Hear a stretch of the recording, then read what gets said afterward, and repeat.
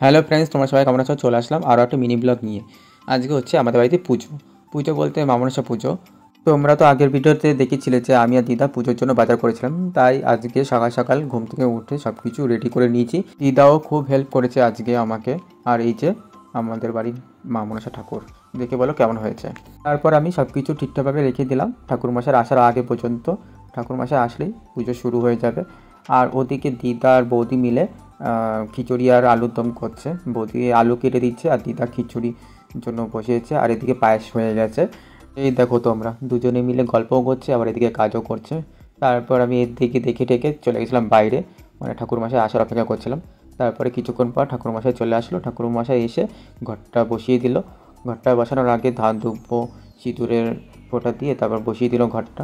তারপর তিলকাঠি এগুলো চারিপাশে বসিয়ে দিয়ে সুতো দিয়ে বেঁধে দিল চারিপাশে। তোমরা তো জানোই কী করে না করে। এদিকে আমি সাথে সাথে মোমবাতি ধূপকাঠি প্রদীপ এগুলো জ্বালিয়ে দিলাম। জ্বালিয়ে দেওয়ার পরই পুজো ফাইনালি শুরু হলো। এই যে শুরু হয়ে গেছে পুজো, তোমরা দেখে নাও। আর এই যে হচ্ছে বাবা ভোলানাথ আর রাধাকৃষ্ণ, আর ওই সাইডে রয়েছে মা লক্ষ্মী। আর এদিকে বৌদিকে একটা দায়িত্ব দিয়েছি। এই যে বৌদি দায়িত্ব দিয়েছি বলতে কাশিটা বাজানোর জন্য। ঘন্টা তো ঠাকুরমশাই বাজাবে আর এদিকে আমি শঙ্খটা বাজাবো। তার কিছুক্ষণ পর শুরু হয়ে গেল পঞ্চপ্রদীপের দেখানোর পালা। তারপর কর্পূর জ্বালিয়ে দিলাম ঠাকুরমশাইকে। এবার ঠাকুরকে দেখানো হবে। কর্পূর জ্বালানোর ফলে ঘর থেকে যত নেতিবাচকতা থাকে সেটা দূর হয়ে যায়। তারপর শুরু হয়ে গেল অঞ্জলি দেওয়ার সময়। অঞ্জলি দেওয়ার সময় বৌদিকে বলছিলাম আমার একটু ভিডিও করে দাও না। দিয়েছে পরে, দেখতেই পাচ্ছ। এর আগে কেউ ভিডিও করে দেয়নি, মানে পুজোর সময় এরকমভাবে। তারপর অঞ্জলি দেওয়া শেষ করে চলে গেছিলাম দরজা বন্ধ করে বাইরে, মানে একটু 5 মিনিটের জন্য ঘরটাকে একটু বন্ধ রাখলাম। তারপরে ঘরে ঢুকে তারপরে সব ফুল টুলগুলো সাইড করে দিয়ে তারপরে চলে যাব নদীতে। নদীতে যাওয়ার সময় দিদাকে বললাম চলো এবার যাই, এসে নয় সব কিছু কাজ টাজ করো। তারপরে নদীতে দুধ খাওয়াটা না দেওয়া পর্যন্ত কাউকে প্রসাদও দিতে পারবো না। তার জন্য দিদাকে আগে নদীতে ছেড়ে দিয়ে এসেছি।